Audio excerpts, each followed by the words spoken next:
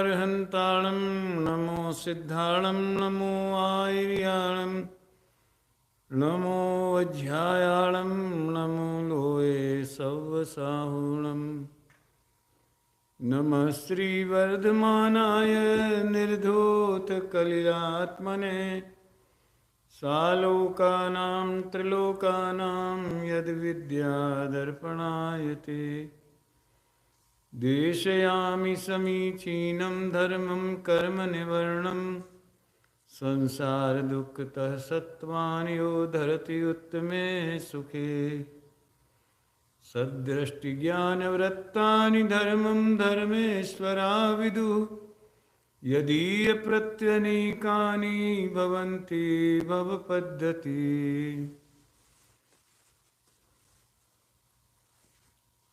रत्नकंठ श्रावकाचार्य शास्त्र के भावना अधिकार में अनेक प्रकार की भावनाओं का वर्णन आया है। इस समय 12 भावनाओं की चर्चा अपन कर रहे हैं और उसके अंतर्गत 4 गति के दुखों का वर्णन संसार भावना में किया जा रहा है। कल अपन ने नरक गति के दुखों की चर्चा की है। पेज नंबर है 385, यही ना। एक प्रकरण आया था, निगूद के दुख ज़्यादा हैं कि नरक के। प्रचलन में तो यही है कि नरक के बजाय निगूद के जीव ज़्यादा दुखी हैं। लेकिन आज मेरे पास एक प्रश्न आया है, उसमें चर्चा संग्रह का प्रश्न नंबर 101। थोड़ा कन्फ्यूजन भी है, ऐसा लगता है। उसमें नरक गति के दुख का वर्णन ज़्यादा किया है। अलग अलग एंगल हैं। मैंने तो अपने एक विद्यार्थी को भेजा है, तुम इसका रिसर्च करो, मुझे बताओ। देखिए, नरक के दुखों की चर्चा तो बहुत होती है, लेकिन उनको एक चांस भी है, उसका वर्णन इसमें आया है। इसमें आया 385 पेज, बीच में है, किसी महाभाग्यवान के सम्यक दर्शन भी उत्पन्न हो जाता है, परंतु पर्याय संबंधी दुख कषाय स्वयमेव उत्पन्न होते हैं। आप स्वयं किसी को नहीं मारना चाहता है सम्यक दृष्टि, तो भी कषायों की प्रबलता कर्मोदय से रुकती नहीं है। स्वयमेव हस्त आदि शस्त्र रूप परिणमते हैं। गजब हो गया। एक तो सम्यक दृष्टि को महाभाग्यवान कहा है, तो कई जगह पुरुषार्थ के लिए भी भाग्य शब्द का प्रयोग होता है,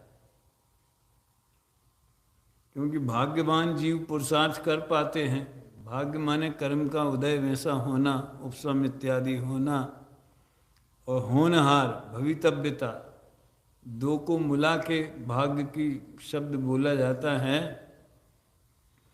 जैसे छेडाला में मुनि सकल व्रति बड़ भागी, भव भोगन तैं वैरागी। तो भव और भोगों के प्रति वो वैराग्य है, और सकल संयम के जो परिणाम हैं वे किस्मत से होते हैं, पुण्य के उदय से। भाग्य से होते हैं कि पुरुषार्थ से होते हैं समाज जी। तो भी उनके लिए बड़ भागी कि जिन्होंने ऐसा पुरुषार्थ कर लिया वे महाभाग्यशाली हैं। इस टाइप से धन्य है वे जीव, धनी धन्य है जे जीव, नर भव पाए ये कारज किया। वे धन्य हैं, भाग्यवान हैं। कौन? जिन्होंने सम्यक दर्शन का या वैराग्य का दीक्षा लेने का पुरुषार्थ किया। इस संदर्भ में यहाँ भाग्यवान के सम्यक दर्शन भी उत्पन्न हो जाता है। तो भाग्य मतलब कोई पूर्व कर्म के उदय से होता है ऐसा नहीं, उपशम से होता है। और उपशम के काल में जीव का स्वयं का वैसा स्वसन्मुखता का परिणाम होता है, वो उसका पुरुषार्थ है।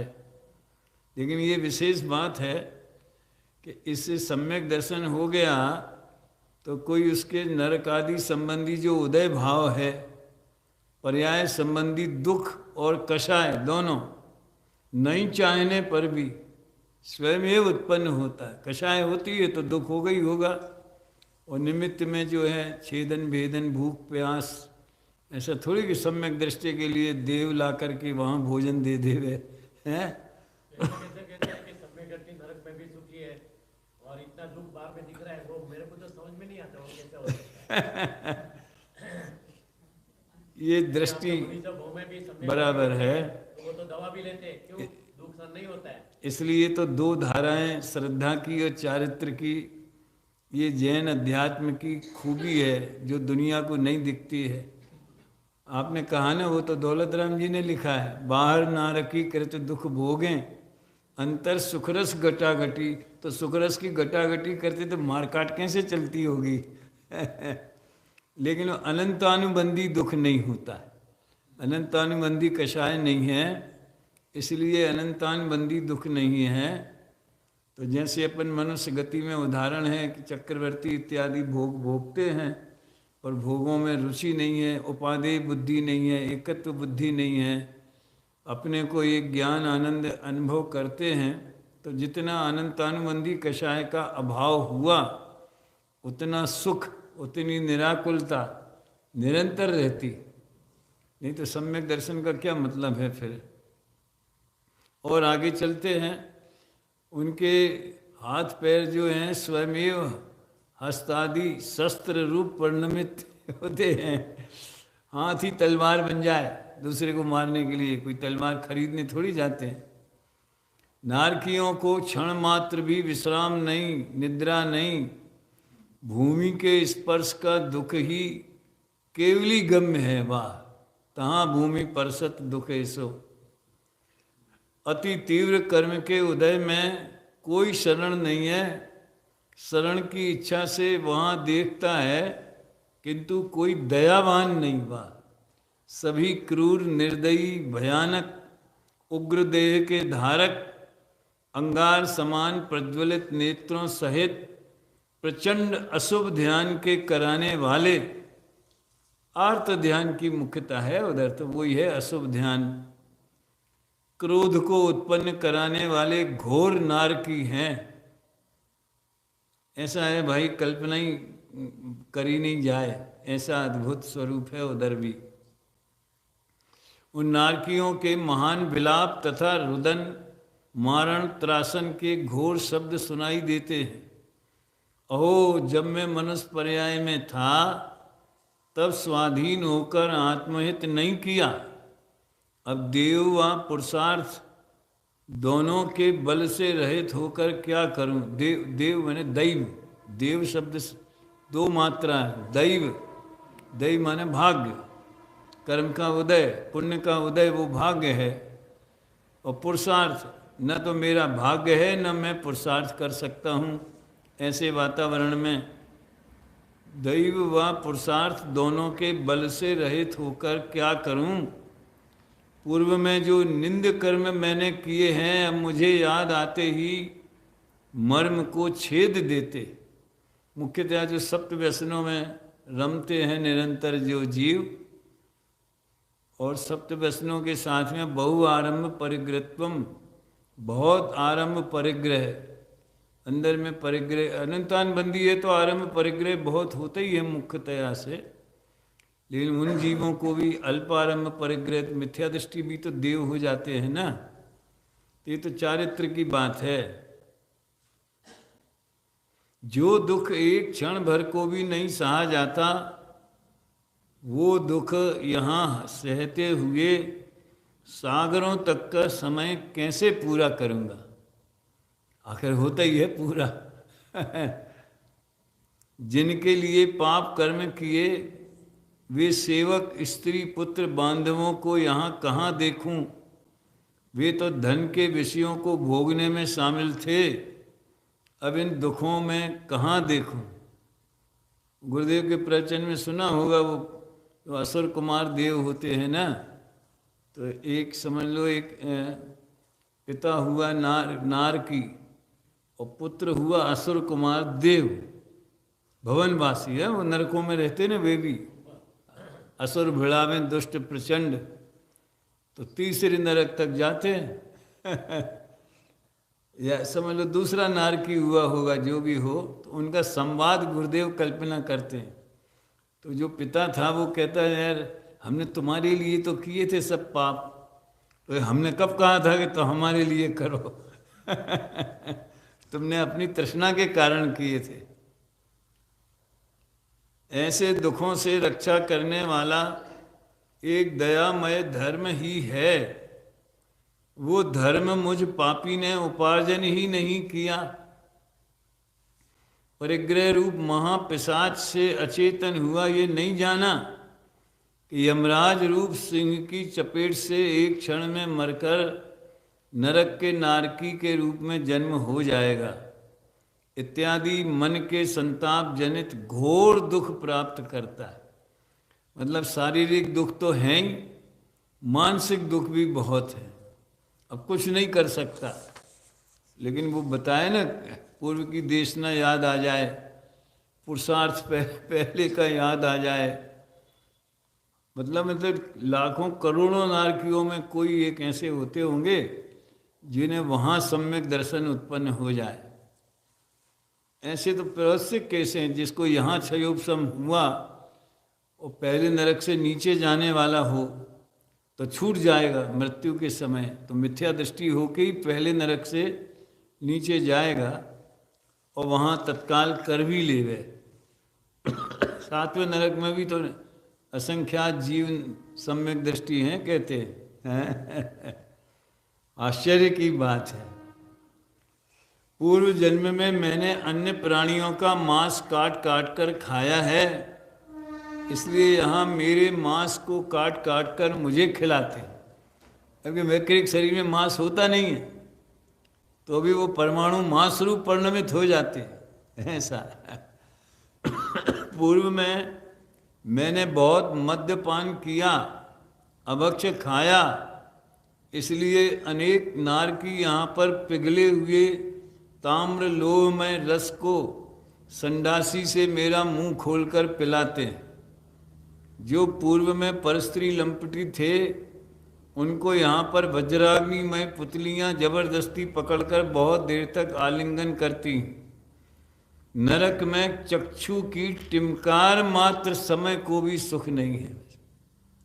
कभी होता है लेकिन सुख एक क्षण के लिए।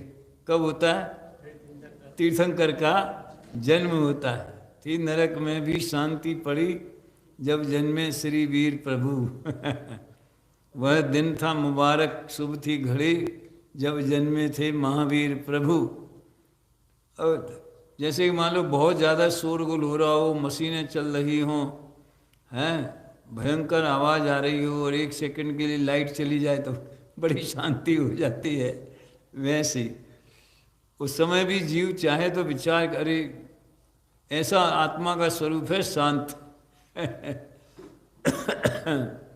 यदि कभी कोई क्षण भर को भूल जाता है तो दुष्ट अधम असुर कुमार प्रेरणा करते, वह नारकी परस्पर में भी प्रेरणा करके लड़ाते हैं। ये काम नारकी भी आपस में कर लेते। बहुत क्या कहें, असंख्यात प्रकार के दुख असंख्यात काल तक नरक में नारकी भोगते हैं। संसार में एक धर्म ही इस जीव का उद्धार करने वाला है। वो धर्म कमाया नहीं तो नरक में कौन रक्षा करेगा? कमाया ही होता तो नरक काय को जाता। समझ में आया? ऐसा थोड़ी कि थोड़ा धर्म कमा के ले जावे वो वहाँ काम आएगा। कोई धन कुटुंबवादी जीव के साथ नहीं जाता, अपने भावों से कमाया पाप पुण्य कर्म ही साथ में जाता है। ये संसारी उपस्थ इंद्रिय काम इंद्रिय और रसना इंद्रिय के विषयों की लोलुपी होकर नरक आदि में दुख के पात्र बन जाते। इस प्रकार अनेक बार नरक में जाकर घोर दुख भोगता है। ये नरक गति का वर्णन हुआ। अभी तिरंच गति की चर्चा प्रारंभ करते। तिरंच गति में जाने के बाद भ्रमण का कुछ ठिकाना नहीं है, दुख का पार नहीं है, दुख ही दुख है।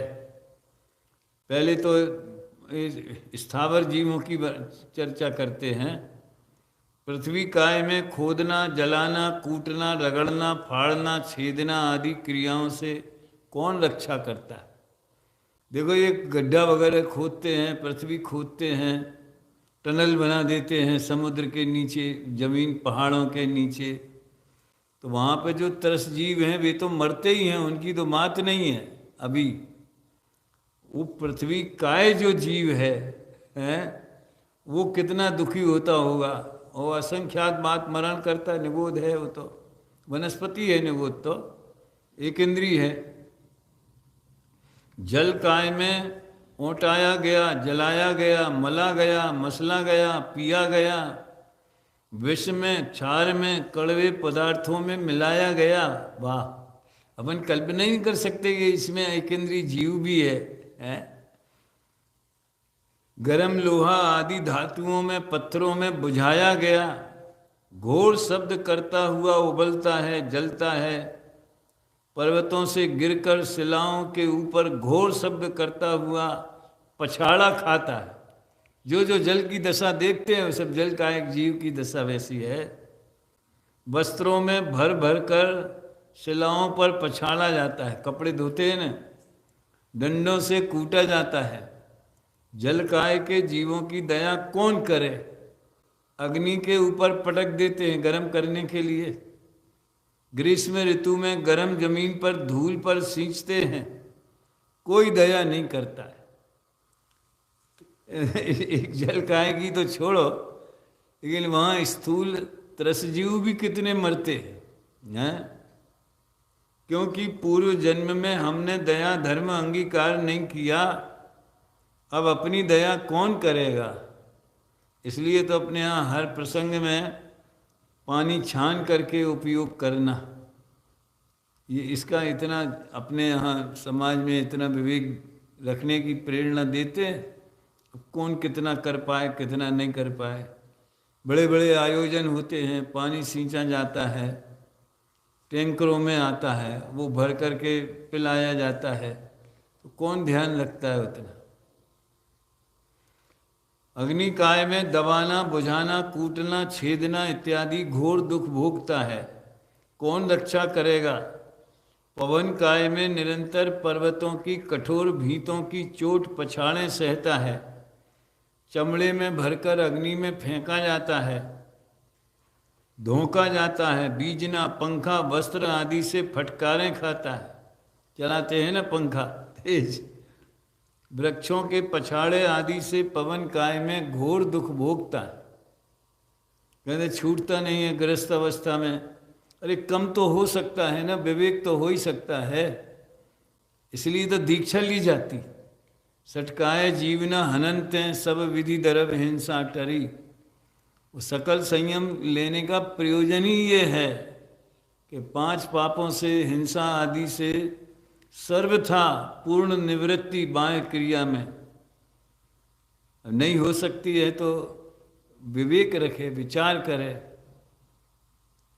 वनस्पति काय में, साधारण वनस्पति में तो एक के घात में अनंतों के घात का दुख केवल ज्ञानी जानते हैं। साधारण, ये निगोद साधारण वनस्पति।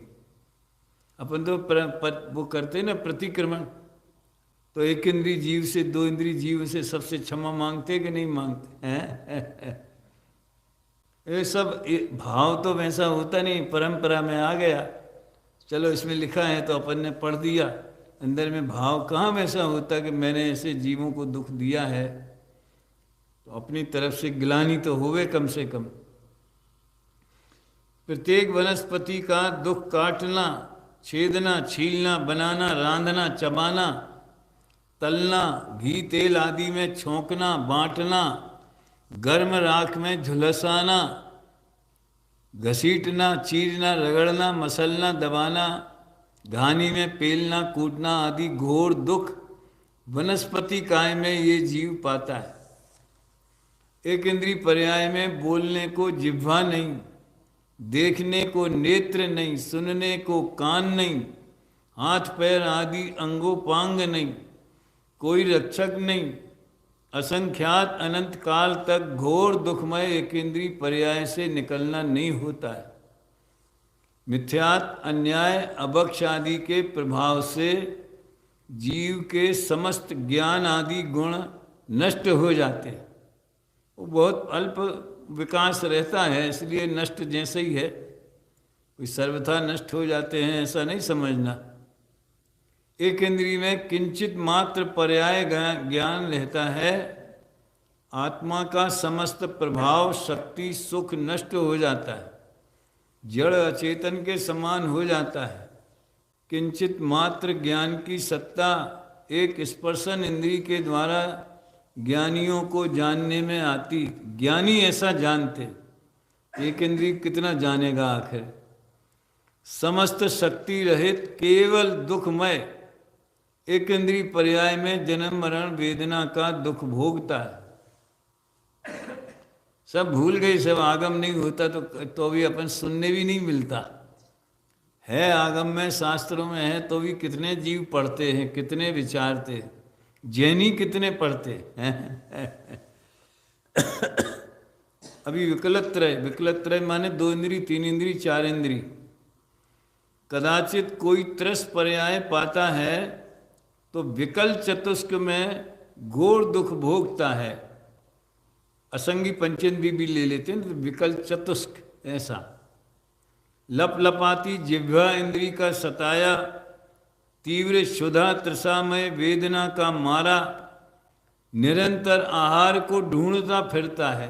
आहार संज्ञा मुख्य रहती है।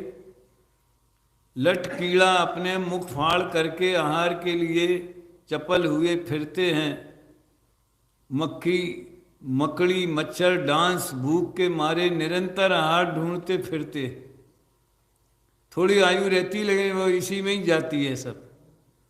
रसों में गिर जाते हैं, जल में अग्नि में गिर जाते हैं, हवा के वस्त्रों के पछोटे से मर जाते हैं, पशुओं के पूंछों से, खुरों से मर जाते हैं, मनुष्यों के नखों से, हाथ पैर आदि के आघात से चिथ जाते, दब जाते, मल कफ आदि से फंसकर मर जाते हैं। विकलत्रय जीव की कोई दया नहीं करता। चिड़िया कौआ चुक्कर खा जाते हैं। छिपकली, बिस्मरा, सर्प इत्यादि को ढूंढ ढूंढ कर मारते हैं। पक्षी बड़ी मजबूत वज्र जैसी चोंचों से चुग लेते हैं। कोई चीर डालता है, कोई आग में जला देता है। इल्ली, घुन, लट इत्यादि कीड़ों से भरे हुए अनाज को दलते हैं। इसका भी बड़ा विवेक रखना चाहिए, रखते हैं बहुत से लोग। तो एक तो घर में जो होती ना घंटी, तो स्वयं अनाज धोया, उसको सुखाया, फिर भी उसको घंटी में डालते समय एक बार और देख लिया, शोध लिया। ये सावधानी रखते हैं गृहस्थ। हर चीज को जो है यूज करते समय, और आउट ऑफ सीजन हो जाए तब तो जीवात तो पढ़ ही जाते। जिस चीज का सीजन उतर गया तो समझ लो फिर उसमें जीव होने लगते। कोई चीर डालता है, कोई आग में जला देता है। इल्ली, घुन, लट इत्यादि कीड़ों से भरे हुए अनाज को दलते हैं, पीसते हैं, पेलते हैं, उखड़ी में कूट कर टुकड़े टुकड़े कर देते हैं, भाड़ में भून देते हैं, रांधते हैं। बेर आदि फलों में, साग पत्तों में विदारते हैं, छीलते हैं, कूटते हैं, छोंकते हैं, चबा जाते हैं। कोई दया नहीं करता। बड़ा वैराग्य प्रेरक है। सब संयोग की भाषा है, पर विकार वैसा किया है तो कषाय वैसी है, तो संयोग भी वैसे ही है। मेवों में, फलों में, दवाइयों में, पुष्प पल्लव डाली जड़ वल्कलों में मर्यादा से अधिक काल से सभी भोजन दूध दही रसों में बहुत विकल त्रय व पंचेंद्रीय जीव उत्पन्न हो जाते हैं। वे सब खा लिए जाते हैं, जीव जंतु चुग जाते हैं, अग्नि में जल जाते हैं। कौन दया करता है? विकलत्रय जीवों की उत्पत्ति से वर्षा ऋतु में सर्व भूमि ढक जाती। इसलिए तो संयमी अकेले मुनियों के लिए नहीं है, जो व्रती हैं वे भी आवागमन छोड़ देते हैं। धंधा पानी ही ऐसा है। और अभी तो एक बड़ी सुविधा हो गई क्या? ऑनलाइन मतलब आप फोन पे बात कर लो, फोन पे ले लो, फोन पे दे लो। बहुत से काम, सभी काम नहीं हो पाते हैं, लेकिन वो तो आप बाह्य क्रिया से बचे। सुनना ध्यान से, परिणामों में जब तक उस वृत्ति का त्याग नहीं होवे स्वरूप के अवलंबन से, तो हिंसा का दोष तो लगते ही रहता है। भले मंद होवे तो भी, बंद मंद पड़े, लेकिन दोष तो लगता ही रहता है। वो तो संयम अंगीकार किया हुए तो वो आवागमन को बहुत कम कर देते हैं, नहीं जाते हैं। इसलिए तो चातुर्मास में प्रायः धार्मिक कार्य ज़्यादा देखे जाते हैं। विकलत्रय जीवों की उत्पत्ति से वर्षा ऋतु में सर्वभूमि ढक जाती और वे पशुओं के पैरों से, मनुष्यों के पैरों से, घोड़ों के खुरों से, रथ बैलगाड़ी आदि से चिंथ जाते हैं, कट जाते हैं। पैर टूट जाते हैं, माथा कट जाता है, पेट चिर जाता है। कौन दया करता है? इसलिए तो साधु लोग जो हैं वो पद यात्रा क्यों करते हैं? कोई उनकी तरफ देखता नहीं है। इस प्रकार विकलत्रय रूप त्रिंचों का अनेक दुखों सहित मरण होता है। विकलत्रय जीव क्षुधा तृषा से, शीत उष्ण की वेदना से, वर्षा की, पवन की, गाड़ियों की बाधा से मर जाते हैं। भाटा, ठीकरा, माटी का ढिगला, लकड़ी, मल मूत्र, गर्म पानी, अग्नि इत्यादि के गिरने से दबकर मर जाते हैं। विकलत्रय जीवों की ओर कोई नहीं देखता। कोई तो इन्हें जीव मानते ही नहीं है। किसने देखा है? पेड़ पौधे में किसने देखा है? इसमें किसने देखा है? बहुत से लोग तो बदल, ईश्वर ने हमको पैदा किया तो उनको इसलिए किया, वो हमारे खाने के लिए किया है। नहीं तो ईश्वर की रचना का अपमान है। क्या तर्क है बताओ? घी में, तेल में गिरकर, दीपक में, अग्नि में गिरकर मरकर घोर दुख भोगते हैं, फिर उत्पन्न होते हैं, फिर मरते हैं। इसी प्रकार असंख्यात काल तक दुख भोगते हैं। ये किसके हुए? 2 इंद्री, 3 इंद्री, 4 इंद्री। 1 इंद्री के अभी बता दिए। अभी जलचर त्रयंच, कभी पंचेंद्री जलचर त्रयंच होता है। उनमें निर्बल को सबल खा जाते हैं। बड़ी मछली छोटी मछली को खा देती, मच्छ वगैरह होते हैं, उनका वही भोजन है। धीवरों के जाल में, कांटों में फंसकर मर जाते हैं। जीवितों को भी भुलस कर खा जाते हैं। बोलने में ही बड़ा असहजता लगती है। क्या है जीवन मच्छी वगैरह का? है कैसे तीव्र हिंसक प्राणियों को लगता ही नहीं है कि ये हम कोई बहुत क्रूरता है, पाप है, ऐसा है, वैसा है। ऐसा एक लीडर हुए अपने यहाँ, नाम लेना ठीक नहीं है, बड़े विद्वान, बड़े अच्छे प्रभावशाली हैं, लेकिन जब बाद में मालूम पड़ा गया ये तो मछली के शौकीन है, सुनते ही से सारा उनके प्रति जो सम्मान था वो खत्म। अरे यार है? जैन नहीं थे, ब्राह्मण थे। नाम लेना अच्छा नहीं। हाँ, ब्राह्मण थे। ऐसा है, क्या करें आखिर से बताओ? जबकि उनके कुल में निषेध है। आश्चर्य की बात तो ये है, उनके कुल में निषेध। ब्राह्मणों के यहाँ ये अलाउ नहीं है, मुस्लिम में नहीं है, लेकिन उनके दूसरे ढंग से वो उसको स्वीकार कर लेते। जलचर, जंगली थलचर त्रिंचों के दुख स्थल माने जमीन पे चलने वाले स्थल। वन में वन के जीव सदा काल डरे हुए क्षुधा तृषा शीत उष्ण वर्षा पवन करदम आदि की घोर वेदना सहते हैं।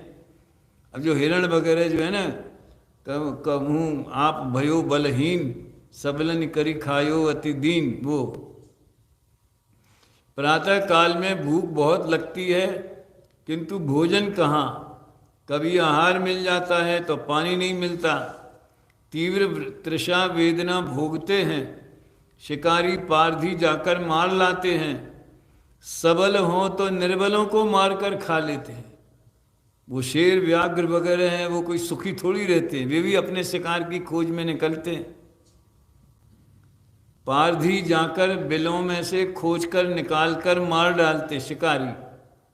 बलवान त्रेंच निर्बलों को गुफाओं में, पर्वतों में, वृक्षों में, खड्डों में छिपे हुए को छल से पकड़कर मार डालते। हाथी वगैरह पकड़ने के लिए ऐसा छल करते ना, प्रवचन सार में आता है सब। सिंह व्याघ्र आदि भी सदा भयवान रहते ये हैं। आहार मिलने का नियम नहीं है, बहुत भूखे प्यासे पड़े रहते हैं। कभी कुछ थोड़ा सा आहार मिल जाए तो कभी 2 दिन में, कभी 3 दिन में मिले, कभी नहीं मिले तो घोर वेदना भोगते हुए मर जाते हैं। कौन इंतजाम करने वाला है? कसाई मनुष्य यंत्रों से, जालों के उपाय से पकड़कर मार मार कर बेचते हैं, खा जाते हैं। जीवित के पैर काट कर बेच देते हैं, जीभ काट कर बेच देते हैं, इंद्रियां काट कर बेच देते हैं, पूंछ काट कर बेच देते हैं, मर्म स्थानों को काट देते हैं, छेद देते हैं, तल देते हैं, रांधते हैं, छीलते हैं। उस तिरंच गति में कोई शरण नहीं, कोई रक्षक नहीं, कोई उपाय नहीं। तिरंचों में तो माता ही पुत्र का भक्षण कर लेती। सर्पिणी होती, बहुत सारे बच्चे उसके संतान होती है, लेकिन सबको खा जाती। 2-4 भाग के बच जाते बेचारे। एक बार प्रवचन में डॉक्टर साहब कहते हैं अक्सर, शेर के लिए सरकार ने सुरक्षा दी है। शेर के, बाघ के, चीता के, जो मांसाहारी प्राणी हैं, उनके लिए कानून है कि उनका शिकार नहीं कर सकते। और गाय बैलों के लिए तो कत्ल खाने खोलते, तो भी उनकी नस्ल कायम है और उनकी कम हो रही है। ये तार्किक चिंतन जरा सोचने की बात। क्यों? उसका जो अभी 2-4 दिन पहले ही आया था व्याख्यान में, कि उसका तर्क बहुत जोरदार है। शेर का जो भोजन है वो उससे दूर भागता है। जैसे हिरण इत्यादि हैं, जिनका भी जिन निर्बल पशुओं का शिकार करते हैं। बैल को अगर गंध आ जाती है 2 किलोमीटर से, 1 किलोमीटर से गंध आ जाती है शेर की, तो वो आगे नहीं बढ़ता है। तो उन्हें उनका भोजन दुर्लभ है, बड़ा मुश्किल है उनको भोजन मिलना। और इन पशुओं का भोजन घास खाते, घास थोड़ी भागेगी दूर। इनका दूसरे टाइप का दुख है, जो इन्हें पालने वाले हैं वो इनकी दया करते कि नहीं करते। ऐसा अभी तो बहुत गो रक्षा का, गाय पालन का बहुत चलता है। ये अकेला गाय का ही क्यों, भैंस का क्यों नहीं? बकरी का क्यों नहीं? उस तिरंच गति में कोई शरण नहीं है, कोई रक्षक नहीं है, कोई उपाय नहीं है। तिरंचों में तो माता ही पुत्र का भक्षण कर लेती है, तब अन्य वहां कौन रक्षा करे? नवचर तिरंचों के दुख, पक्षी, नवचर पक्षियों को भी दुखों का निरंतर समागम है। निर्बल पक्षियों को सबल पक्षी पकड़कर मार डालते हैं। बाज, शिकरा आकाश में ही मारकर खा जाते हैं। बागली, उल्लू इत्यादि रात्रि में विचरने वाले दुष्ट पक्षी जाकर गर्दन मरोड़कर मार डालते हैं। बिल्ली, कुत्ते भी पक्षियों को बड़े छल से पकड़कर मारते हैं। पक्षी भयभीत हुए वृक्षों की छोटी डाली पकड़कर बैठते हैं। बिल्ली कबूतरों के पीछे पड़ी रहती, उन्हें सोना, बिछाना, बैठना नहीं मिलता। हवा की, वर्षा की, जल की, गर्मी की, ठंड की घोर वेदना भोग भोग कर मार जाते हैं। दुष्ट मनुष्य पकड़कर पंख उखाड़ देते हैं, चीर देते हैं, गर्म तेल में जीवित कोई तलकर खा जाते हैं। जहां देखो वहां पर त्रिंचों को घोर दुख है, जो सब हिंसा का फल है। ये अंतिम पंक्ति है अनिल भाई, है हिंसा का फल है। तो अपने लिए चेतावनी है कि ऐसे दुखों से बचना हो तो सम्यक दर्शन सहित हो, तब तो कहने क्या है, वो तो उसका तो भाव पार हो गया। लेकिन नहीं हुआ हो तो भी देव शास्त्र गुरु के श्रद्धान भी रखे और जीवन में यथासंभव हिंसा से बचने का प्रयास करना चाहिए। हिंसा से बचने के लिए उसे झूठ से भी बचना पड़ेगा, चोरी से, कुशील से, परिग्रह से, सबसे बचेगा। एक हिंसा ही सबको जन्म देती है। सारे पाप जो हैं वो हिंसा से पैदा होते हैं, हिंसा के लिए होते हैं। पालतू थलचर त्रिंचों के दुख, हाथी, घोड़ा, ऊंट, बैल, गधा, भैंसा, इनकी पराधीनता का दुख कौन सह सकता है। नाक फोड़कर सांकल रस्सी की नाथ डालना, रस्सी डाल देते ना, पराधीन बंधे रहना, जिन्हें स्वच्छंद फिरना खाना नहीं, गर्मी में बंधे हैं, वर्षा में बंधे हैं, शीत में बंधे हैं, पराधीन क्या करें, उन पर बहुत बोझा लादते हैं, मारते हैं, तीक्ष्ण लोहा और कांटा चुभाते हैं, चमड़े के चाबुक से रास्ते में बारंबार मारते हैं, लाठी लकड़ी की चोट से मर्म स्थलों में मारते हैं। आया इसमें, पीठ गल जाती है, मांस कट जाने से गड्ढा पड़ जाता है, कंधे गल जाते हैं, नाक गल जाती है, कीड़े पड़ जाते हैं, तो भी पत्थर, लकड़ी, धातुओं का कठोर भार लादते, जिससे हाड़ों का चूरा बन जाता है, पैर टूट जाते हैं, बहुत रोगी हो जाता है, उठा नहीं जाता है, जरा से जर्जर हो जाता है, पीठ गल जाती है तो भी बहुत भार लादते हैं, बहुत दूर ले जाते हैं, भूख प्यास रोग गर्मी की वेदना नहीं गिनते, आधी रात हो जाने पर भी बहुत भार लाद देते हैं और दूसरे दिन के 3 पहर व्यतीत हो जाने पर भार उतारते। ये देखा है हमने भी, हमारे यहाँ समझ लो मेन सिटी से जो है 8-10 किलोमीटर दूर बैलगाड़ियों से बोरे बोरे भर के जा रहे हैं। अभी तो ट्रक हो गए दूसरी गाड़ियां बहुत हो गई, बैलगाड़ियों का प्रयोग शहरों में कम होता है। कुछ घास, कांटा, तुस भुस, कण रहित नीरस थोड़ा सा आहार मिलता है, वो भी पेट भर नहीं मिलता है। पराधीनता का दुख त्रिंच गति के समान और नहीं है। वाह, अभी मनुष्य का आएगा तो मनुष्यों में पहले तो गुलाम प्रथा थी, गुलाम खरीद लिए, गुलाम बेच दिए हैं। निरंतर बंधन में, पिंजरे में घोर दुख भोगते हैं। चांडाल के दरवाजे पर बंधा रहे, चमार कसाईयों के दरवाजे पर बंधा रहे, खाने को नहीं मिलता। अन्य पुण्यवानों के दरवाजे पर बंधे त्रिंचों को खाते देखकर मानसिक दुख होता है। क्या मतलब इसका समझ में आया कि कोई दूसरा मतलब दयावान गृहस्थ होवे और उसके घर में कोई गाय बैल उसने पाले हो, किसान हो, दयावान हो, तो दूसरा जो है उसे देखे यार इसका मालिक बहुत अच्छा मिल गया, मेरी किस्मत में ऐसा मालिक नहीं मिला, तो मानसिक दुख भी होता है। दूसरों के आहार घास में मुख चलाते हैं तो पसलियों में बड़ी लाठियों से मारते हैं। बहुत घोर क्षुधा का दुख भोगते हैं, रास्ता चलने का, बोझा ढोने का, रोगों का घोर दुख भोगते हैं।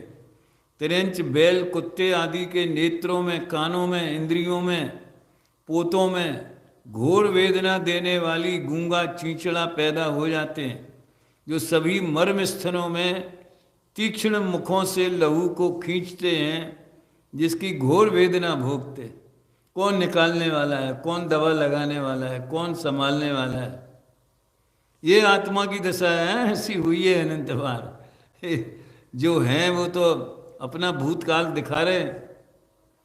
कितनों ही को खाने को घास तथा पीने को पानी नहीं मिलता है, तो भी घोर वेदना भोगते हैं। ग्रीष्म ऋतु को पूरा करते। श्रावण माह आ जाने पर घास बहुत पैदा हो जाती है। वहाँ भी पाप के उदय से करोड़ों डांस मच्छर पैदा हो जाते हैं। तो जहाँ चरने को जाते हैं वहीं पर डांस मच्छरों के पैने डंक चुभने से उछलता फिरता है। वाह! घास की तरफ मुख नहीं कर सकता है। बैठे या सो जाए तो वहाँ पर जूओं की घोर वेदना भोगता है। छोटे छोटे कीड़े होते जू। ऊंट बैल घोड़ा इत्यादि रास्ते में बोझा के दुख से, वृद्ध अवस्था से, रोग से जब थक जाते हैं तो चलते नहीं बनता है, पैर टूट जाता है, मारते मारते भी नहीं चल पाता, तो वही वन में, पानी में, पर्वत में ही छोड़कर मालिक चला जाता है। वहाँ निर्जन स्थान में कीचड़ में अकेला पड़ा हुआ रह जाता है। कोई शरण नहीं, किससे कहे, कौन पानी पिलावे, घास कहाँ से आवे। कीचड़ में, गर्मी में, शीत में, वर्षा में पड़ा हुआ घोर भूख प्यास की वेदना भोगता है। असमर्थ जानकर दुष्ट पक्षी अपनी लोहे जैसी चोंचों द्वारा आंखें निकाल लेते। मर्म स्थानों में से अनेक जीव मांस काट काट कर खाते हैं। नरक के समान घोर वेदना भोगता है। कई दिन तड़पता हुआ अति कठिनता से दुख भोगता हुआ मरता है। अति संक्लेश भावते मर्यो, घोर स्वब्र सागर में पर्यो। तो नरक जाने की बात। ये सभी दुख दूसरों का, ये है काम की बात। तो क्यों ऐसी अवस्था में जन्म लेना पड़ता है, ऐसी योनि में क्यों जन्मता है जीव। ये सभी दुख दूसरों का अन्याय से धन छीनने का, कपटी छली होकर दान लेने का, विश्वासघात करने का, अभक्ष भक्षण करने का, रात्रि में भोजन करने का, निर्माल्य देव द्रव्य भक्षण करने का। वाह! मंदिर की सामग्री का भोगों में उपयोग करना। जल त्रेंच गति में भोगते हैं। दूसरों को कलंक लगाने का, अपनी प्रशंसा करने का, दूसरों की निंदा करने का, दूसरों के छल ढूंढने का, दूसरों के मीठे भोजन की लालसा का, अति मायाचार करने का फल त्रिंच गति में भोगते हैं।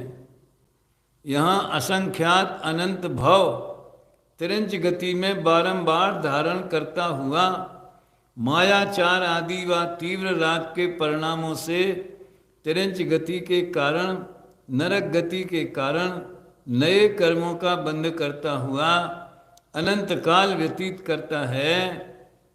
अब देखना अंतिम निष्कर्ष, ये सब मिथ्या श्रद्धान, मिथ्या ज्ञान, मिथ्या आचरण का फल है। ऊपर जो बताया सब वो मिथ्या आचरण में ही गया, जो ये जो कषाय भाव करता है। अभी मनुष्य गति का है, फिर देव गति का भी आएगा। इसकी चर्चा कल करेंगे, अभी यही विराम लेते हैं। सुबह तो भाई साहब ही करते हैं। क्या?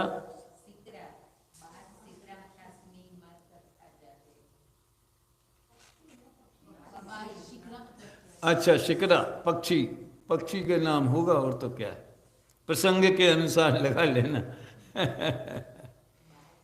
मिथ्यातम नाश वे को ज्ञान के प्रकाश वे को आपा पर भास वे को भानु सी बखानी है।